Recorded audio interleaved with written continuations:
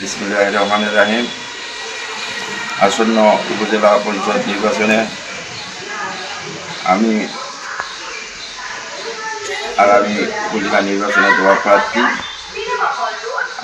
আমি যদি আগামী উপজেলা নির্বাচনে নির্বাচিত হতে পারি তাহলে আমি এলাকায় মাদক মুক্ত, সন্ত্রাস মুক্ত, দুর্নীতিমুক্ত করবো ইনশাআল্লাহ।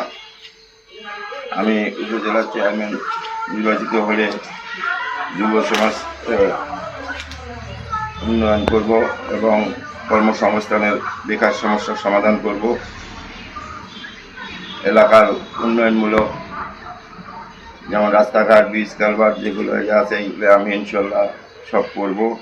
জাতীয় সংসদ নির্বাচনে আমাদের এই আসনে আমাদের ভরাডুবির পিছনে কারণ হচ্ছে যে আমাদের সাংগঠনিক অবস্থা দুর্বলতার কারণে। মেইন সমস্যা হলো সাংগঠনিক দুর্বলতা।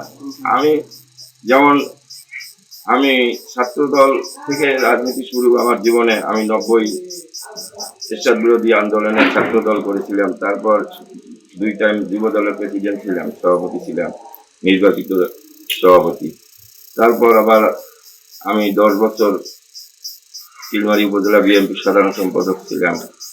আমি এখন আপাতত ওই কমিটির সদস্য হিসেবে আমি আছি। আমি মনে করি আমাদের সাংগঠনিক দুর্বলতার কারণে আমাদের ভরাডুবি। আমি কাজ করছি, আমাদের এখানে যে কমিটি আছে তারা কোনো প্রকার কাজ করে নাই। এটা এলাকাবাসী জানে, কে কাজ করছে কে করে নাই, এটা এলাকাবাসী জানে।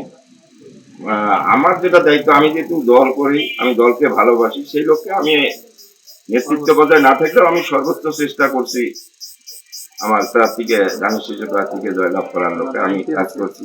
আর যারা দায়িত্বে আছে তারা কাজ করেনি, যার কারণে আজ এই আমাদের ভরাডুবি। এটা জনগণ জানে, আমি বললাম এটা জনগণ জানে যে এখানে কে কাজ করছে কে করে নাই, কি কারণে মনে করেন যে আমাদের ভরাডুবি।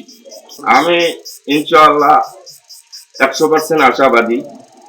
আমাকে যদি হাইকমান্ড উপজেলা নির্বাচনে প্রার্থী হিসেবে ঘোষণা করে তাহলে আমি উপজেলা আমি মনে করি যে 100% আমি নিশ্চিত যে আমি জয়লাভ করা